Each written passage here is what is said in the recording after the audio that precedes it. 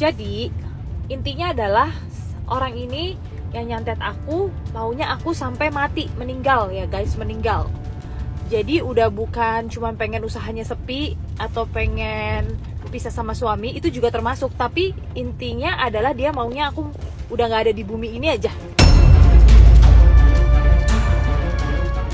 Kalau saya lihat dari peristiwa ini yang saya lihat memang benar ada kiriman santet. Mungkin ini santet untuk memang membuat menyelakai. Dia orang baik, mungkin yang ngejahatin dia ya mungkin kurang puas gitu kan ya. Itu kalau dia dijahatin, tapi kan dia noksa dokter katanya nggak ada. Tiba-tiba pendarahan, penyakit ini nggak ada, tadi aku nanya suaminya. Tapi insya Allah ini hanya gosip belaka gitu, ini penyakit yang kita tidak diketahui oleh penyakit kita sendiri apa gitu ya. Tapi semoga istiqomah masuk surga, udah itu aja. Ya memang aku percaya itu ada, tapi na'udzubillah min dzalik, ternyata tidak kan kalian sendiri jadi dosa. Yang komentar juga jadi ikut berdosa juga gitu. Jadi semoga kamu bisa mimpi indah, segera bertobat dan menjadi orang yang lebih baik lagi. Biarkan semuanya jadi urusan Allah, oke? Dan semoga tidak ada korban santet yang akan disantet oleh kamu dan keluargamu.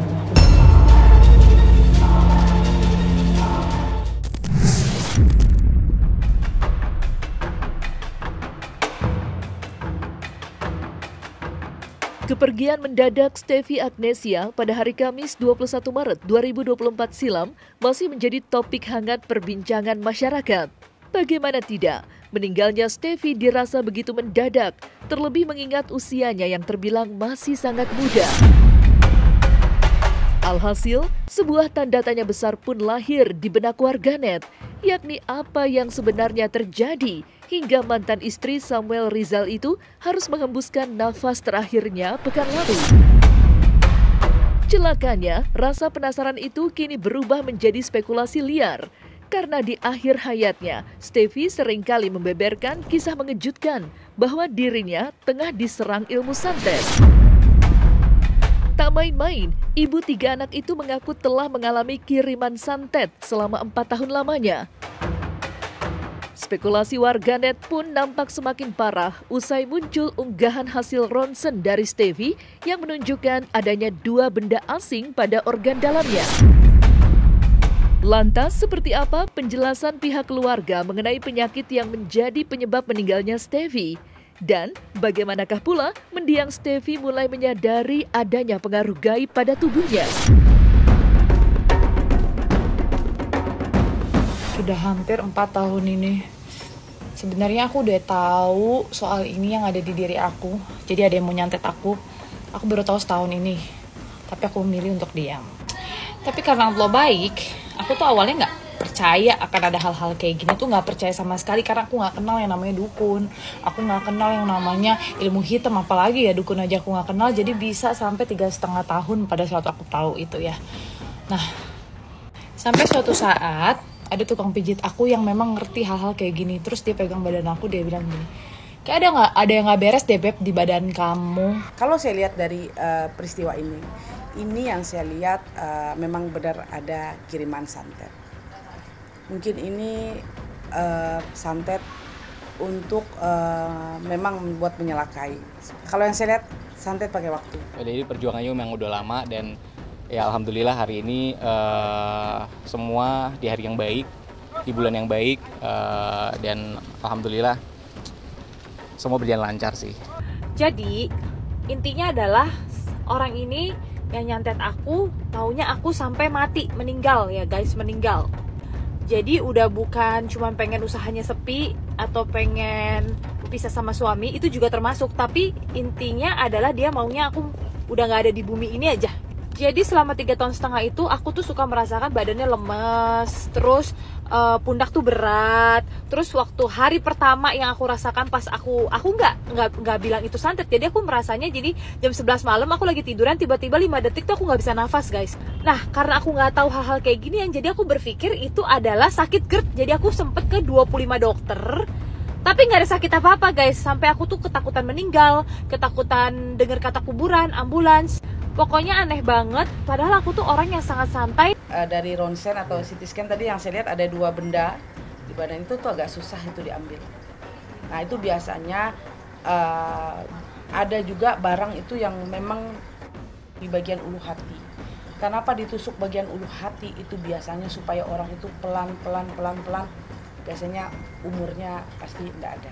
Selama ini pasti ada sakit dan lain-lain itu pasti ada namanya manusia, tapi tiba-tiba sekitar 3 harian yang lalu lah Steffi memang agak drop kondisinya, jadi harus dibawa ke rumah sakit. Jadi akhirnya Steffi 3 hari itu ada di ICU RSCM dan memang kondisinya terus menurun gitu. Jadi setelah 3 hari kemarin malam Jumat itu kondisinya terus menurun, tensinya juga turun terus, sudah dibantu transfusi darah tapi trombositnya juga tidak kunjung naik.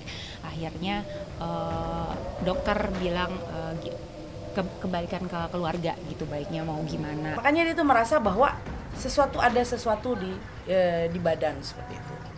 Makanya dia jadi merasa itu biasanya orang yang sudah keliling berobat tapi dia masih tetap sakit, dia masih merasa badannya nggak nyaman seperti itu. Tapi saya kasih tahu ya, kalau kita disantet itu ingat paling pertama itu pasti jantung kita berdebar. Sangat berdebarnya berbeda. Kadang-kadang bila mana kita disantet itu jantung kita berdebar, kadang-kadang kita kayak orang mau sesak napas. Seperti itu. Nah itu biasanya itu santet yang keras. Firasat sih nggak ada. Cuma karena setiap komunikasi Steffi itu kan orangnya ceria sekali, sangat ceria sekali, dan emang biasanya kan sama aku. Jadi masih bercanda, masih ngobrol-ngobrol, ntar kita jalan-jalan ya gini gitu. Tapi memang ya itu tiba-tiba kondisinya memang drop. Jadi mau nggak mau, tadinya juga maunya di rumah saja. Cuma karena memang tidak memungkinkan, kita juga di rumah kan nggak ada alat-alat apa-apa dan lain-lain, ya harus dibawa ke rumah sakit. Itu pun juga dia tadinya di rumah aja, enggak lah, karena dia mau ada anak-anak kan di sini. Nggak, dibawa aja deh, akhirnya dibawa. Karena kalau di ICU kan sendirian, takutnya Steffi-nya juga panik sendirian, tapi enggak. Dia bobo, dia memang sengaja ditidurkan supaya tenang. Terus terakhir sebelum meninggal bangun, Steffi-nya bangun, kita ngomong semuanya baru gitu. Aku senangnya meninggalnya tuh tersenyum. Jadi dia hanya ini nafas 2 kali, kayak 2 kali terus langsung meninggal terus senyum gitu. Sampai terakhir dimandikan di sini juga semua pada bilang senyum cantik banget nih Mbak Rofi. Hijabin kan? Iya. Emang biasanya aku pengen berhijab ya. Jadi aku bilang ke yang mandiin, minta tolong dihijabin ya, karena itu pengennya sebelum pokoknya memang mungkin Steffi ada mungkin karena dia drop, jadi dia ada omongan kalau bisa aku nanti dihijabin ya gini, jadi disampaikan juga gitu ya.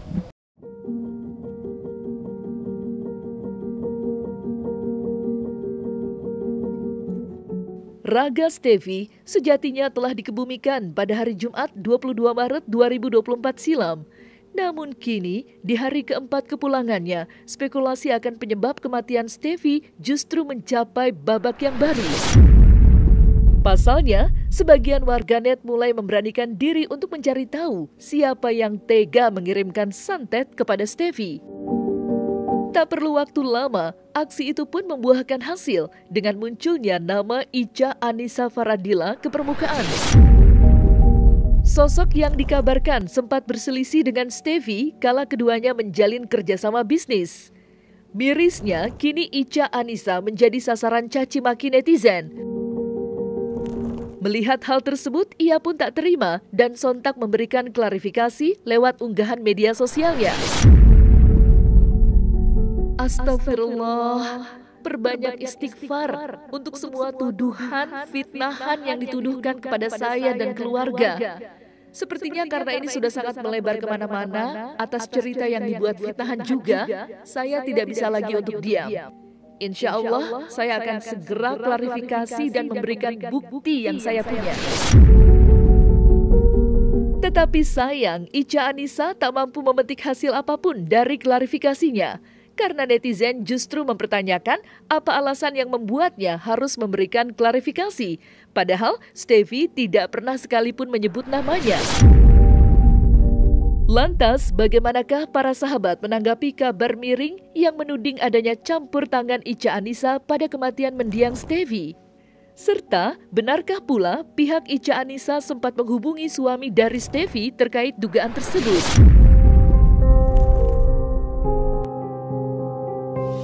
Nah, ini ceritanya dari perempuan yang konon katanya nggak merasa aku disantet sama dia. Tapi tiba-tiba kalian mau tahu? Suaminya nelfon suami aku, guys. Lagi ngapain? Bisa gue telepon ke suaminya. Terus tanpa basa-basi, pas suami aku lagi mau boarding nih, kan suami aku lagi terbang, mau boarding, lagi mau bawa haji. Dijawab lah sama suami aku, ya Bol, bisa telepon. Akhirnya mereka teleponan lah, terus suaminya si cewek yang gak ngerasa nyantet ini bilang gini, bro ada masalah apa lagi ya bro? Kok istri lu nulis-nulis status? Lah kata laki aku, nulis status apaan? Lah kan istri gue gak cuma bercerita tentang pengalamannya dia tanpa menyebut inisial, tanpa menyebut ciri-ciri, tanpa menyebut nama. Emang ada masalah apa ya bro? Kata suami aku nih.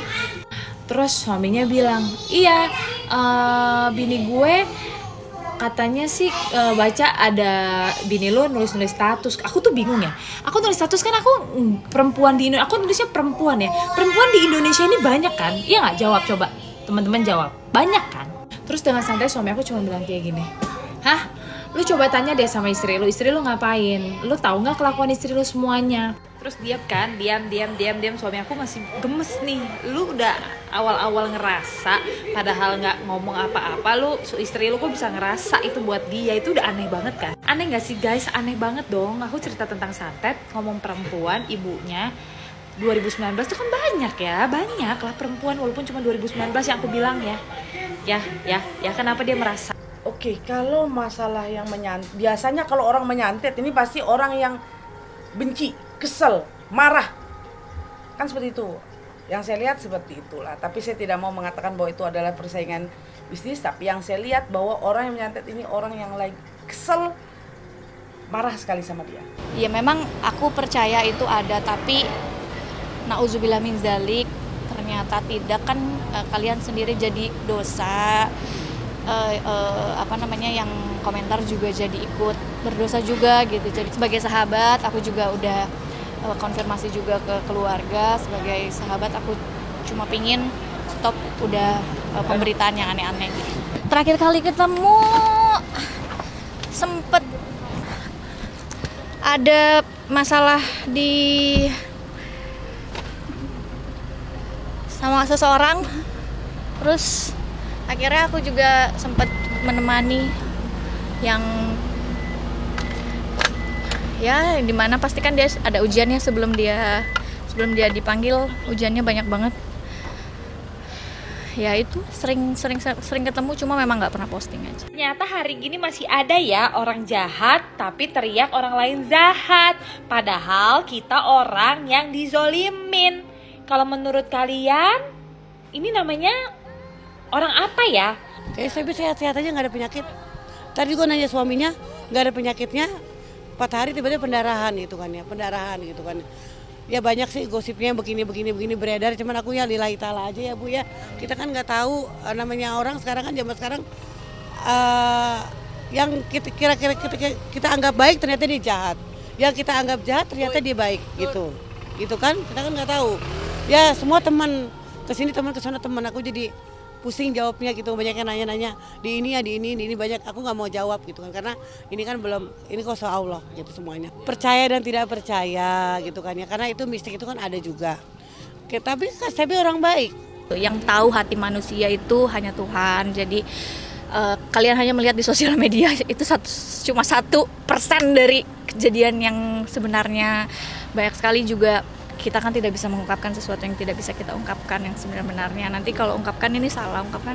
Dia orang baik, mungkin yang ngejahatin dia ya mungkin kurang puas gitu kan ya. Itu kalau dia dijahatin, tapi kan dia noksa dokter katanya nggak ada tiba-tiba pendarahan penyakit ini nggak ada, tadi aku nanya suaminya. Tapi insya Allah ini hanya gosip belaka gitu. Ini penyakit yang kita tidak diketahui oleh penyakit kita sendiri apa gitu ya. Tapi semoga istiqomah masuk surga, udah itu aja. Semoga kamu bisa mimpi indah, segera bertobat, dan menjadi orang yang lebih baik lagi. Biarkan semuanya jadi urusan Allah, oke? Dan semoga tidak ada korban santet yang akan disantet oleh kamu dan keluargamu.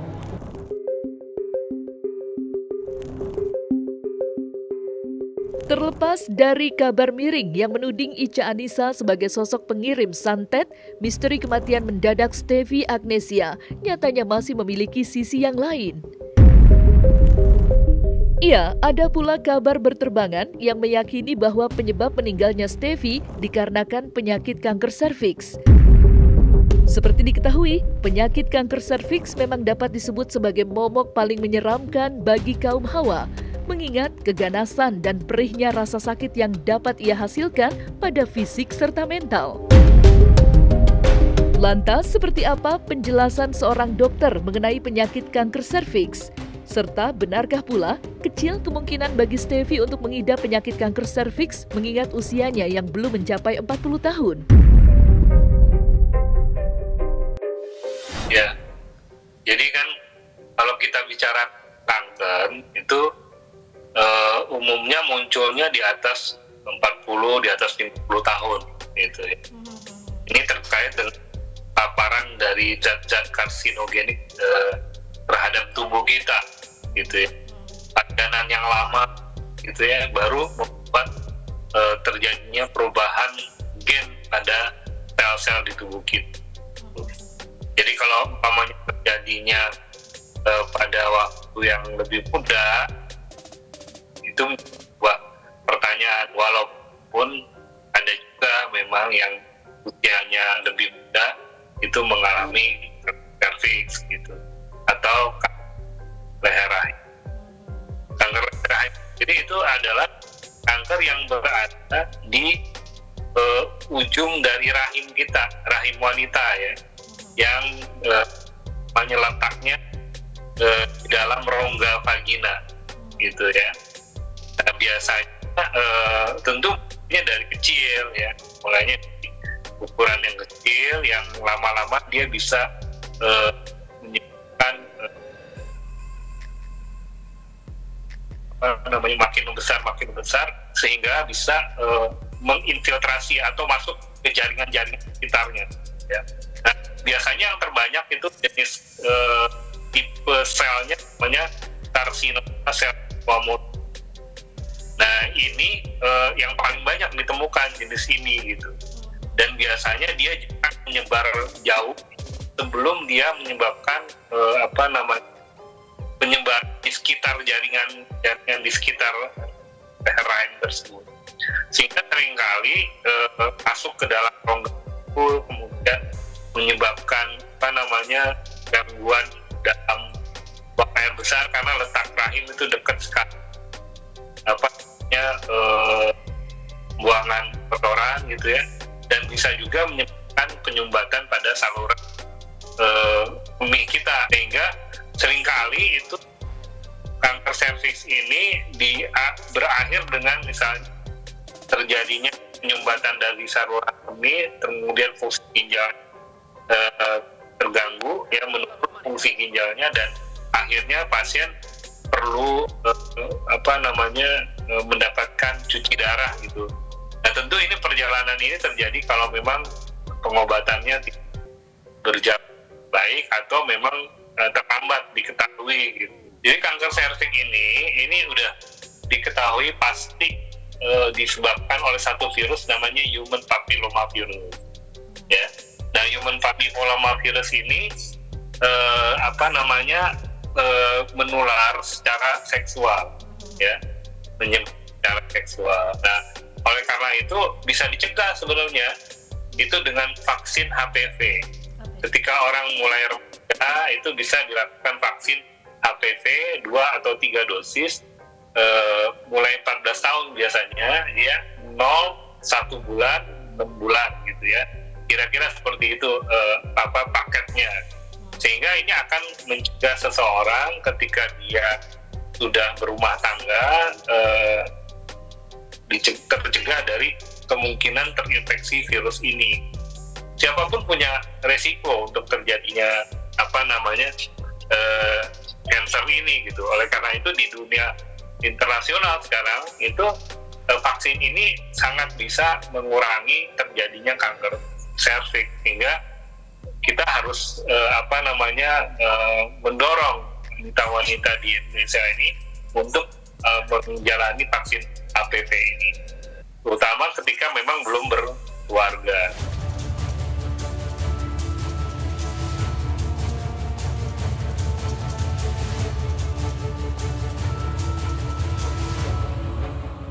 Nah, selesai sudah Cumi Lovers. Saksikan terus Cumi Camp In-Depth, kabar lengkap, mendalam, dan akurat dari narasumber terpercaya.